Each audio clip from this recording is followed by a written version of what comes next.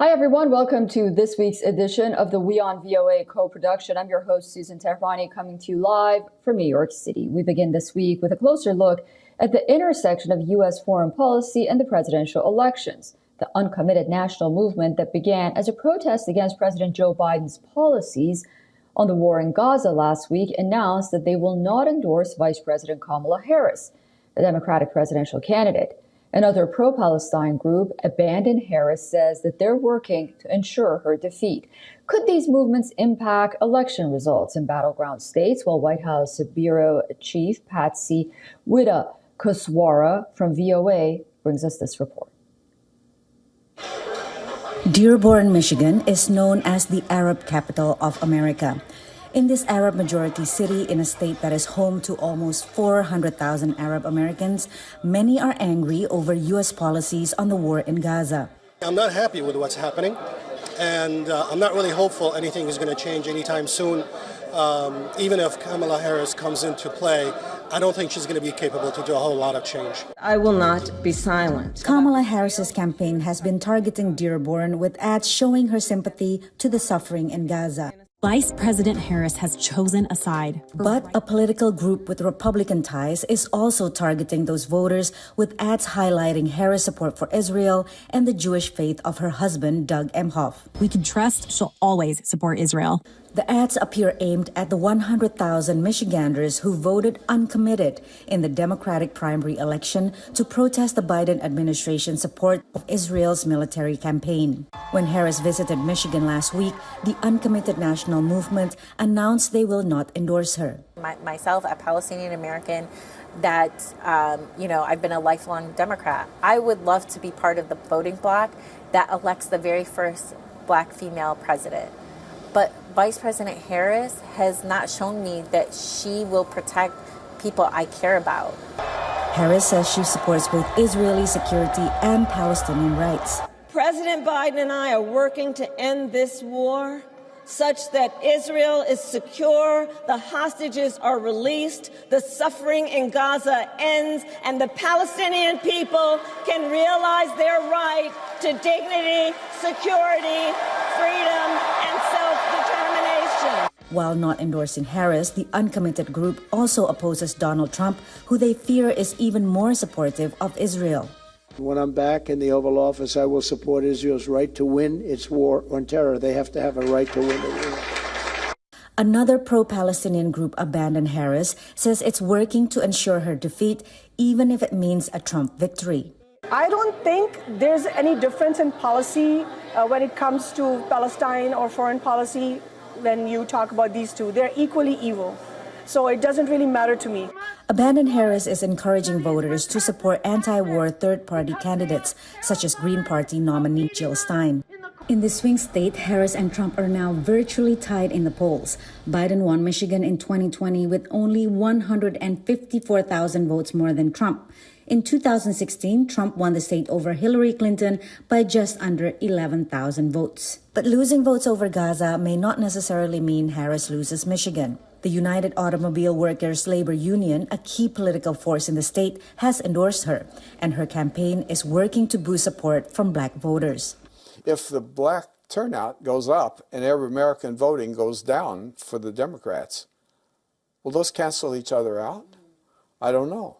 With the unions out there banging on the doors and doing everything they can, the UAW, that's going to make a difference. Another variable would be Trump making inroads with Arab and Muslim voters. Amir Ghalib, the Yemeni-American mayor of Hamtramck, endorsed Trump after meeting him last week. The endorsement carries symbolic significance. The city of Hamtramck is home to 30,000 people, many of them Muslim. It's the only city in the country to have an all-Muslim city council. Patsy Widakuswara and Rifan Duyastono, VOA News, Michigan. Joining us now with additional reporting is VOA's Jessica Stone. She's live from the White House. Hi, Jessica. For context, how important is the Muslim American demographic, and how do you gauge its influence on voting come November? Something we're seeing a lot more reporting on during this election cycle, even though Muslim Americans make up just 2% of the U.S. population, they are certainly getting much more animated in politics this election cycle, as you heard in Patsy Wittekusuara's piece, considering what's happening in Gaza. Now, VOA went to Cook County, Illinois as well, which has the largest population of Palestinians in the United States. They make up about 3.7% of the state of Illinois' voting population. Political analysts tell us that they typically vote Democrat. And, you know, we want to keep in mind Illinois is not a battleground state. It's not going to decide the fate of the election in November. But Michigan, as you saw there, is. And in 2020, the gap between Trump and Biden was just 150,000 votes. And remember, there are at least 200,000 Muslim Americans in Michigan, which could obviously impact election results. Susan. And Jessica, this week, Vice President Harris received an endorsement from one of the nation's largest Muslim American voting groups. How does this impact the campaign, given that other groups are now opting out, as we heard earlier in Patsy's report? Yeah, there's definitely not unanimity amongst all Muslim American voters. In fact, this week we saw M. Gage, which is an 18-year-old Muslim American advocacy group, endorse Harris. In that endorsement, they said, quote, "We have a responsibility to defeat Donald Trump in November," but they clarified that this endorsement does not mean that they are in agreement with Harris on all sides of the issues. The group does have a significant presence in Michigan and in Pennsylvania, two battleground states we'll continue to be talking about this election cycle, and the group will now focus on getting more Democrats to turn out to vote the Democratic ticket as a result of their endorsement. Susan? All right, Jessica, please do stay with us. I want to get you to weigh in after this report from your colleague, Kane Faribault. Well, early voting for the presidential election in the state of Georgia begins October 15th. Polls show a close contest there between Vice President Kamala Harris and former President Donald Trump. VOA's Kane Faribault has more from Atlanta. Take a listen. Georgia Governor Brian Kemp and Vice Presidential nominee J.D. Vance shared the stage at a recent dinner, a show of Republican Party unity after years of discord between Kemp and former President Donald Trump. We're finna start all over. Atlanta voter Dorothy Harp is not concerned about Trump's feud with Kemp over the 2020 election, which Trump falsely says he won in Georgia. She's more concerned about the economy. We had lower prices on our food, gas, energy costs. Everything was better under the Trump administration. It's a message Harp takes door to door, encouraging members of her community to vote. And I've got a lot of young voters who said they're going to vote for Trump. In the 2020 election, Joe Biden defeated Trump in Georgia by just over 11,000 votes out of nearly 5 million cast. Numbers Georgia's Republican Governor Kemp knows well, as he implored audience members, including Harp, to vote. So we cannot take anything for granted. We cannot take our foot off the gas. Georgia is fully in play again. Atlanta Mayor Andre Dickens, a Democrat, says polls show another close race this year between Trump and Vice President Kamala Harris. People sometimes get disenfranchised by thinking that their vote doesn't matter, but we have to go out there and make sure everyone knows that their vote does matter. Listen, every vote counts. Elijah Grace is with the voter advocacy organization, the New Georgia Project Action Fund, whose workers go door to door to promote voter registration. We specialize in targeting black and brown people across the state, making sure that they have all the resources that's needed to cast their ballot. A 2020 Pew Research Center study showed Georgia's eligible black voting population made up a third of the state's total electorate.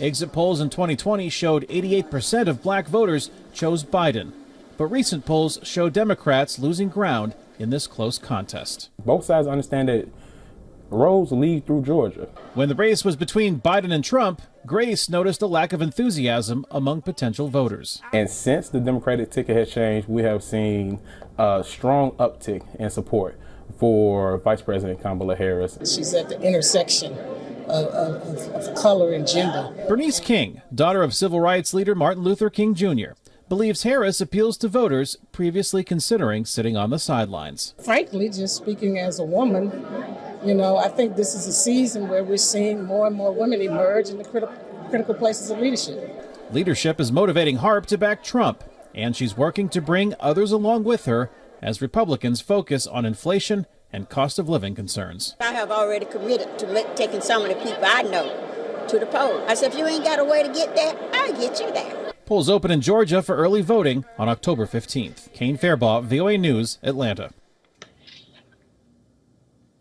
VOA's Jessica Stone is still with us. Jessica, the Trump campaign has encouraged early voting, even as it's been critical of early voting. What are they trying to achieve at this point? Yeah, so it all comes down to how close this race is. As we've talked over time, Susan, you know that the polls are very tight in some states, or at least within the margin of error of 4 points. J.D. Vance made the argument, look, he said, we got to play by the rules that are set, so use it. And that's basically the Trump campaign's position. In fact, they started their own early voting rollout back in June called Swamp the Vote to encourage early voting. At the same time, Trump saying, quote, we will use every appropriate tool to defeat the Democrats.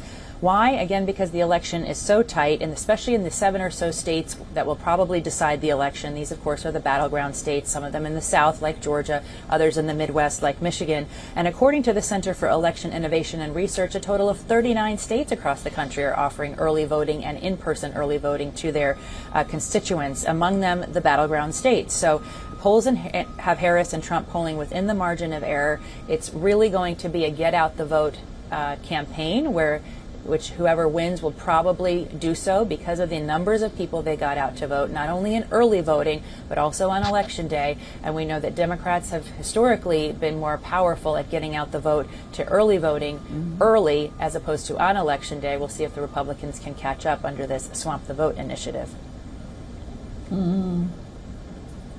Yeah. Jessica, next week, Donald Trump is expected to return to Butler, Pennsylvania at the site of the assassination bid. How will that be seen, and what security precautions will be taken? So we know that Secret Service will have additional personnel around Donald Trump. In fact, we saw that earlier this week when he was campaigning in Pennsylvania. On Monday, there were people right beside him this time, as opposed to a few steps back as they have been previously. The House of Representatives has also unanimously voted to pass additional security precautions and details to candidates, not just to presidents, and actually wants to make them equivalent to sitting presidents, the kind of security that candidates get on the campaign trail. Trump security was visible, Secret Service following closely behind, and we should continue to see that into next week. Trump plans to return to Butler, as you said, on October 5th. And, you know, really the idea behind this was a moment for him where he got a bump in the polls. He got those iconic images of him holding up his fist with the blood running down his face, saying, fight, fight, fight. He's looking to recapture that bump again as we go into the final stretches of the campaign, because right now he's running behind Harris, even though within the margin of error, he's running behind Harris in some of these critical battleground states. Susan? For all the latest news, download the WION app and subscribe to our YouTube channel.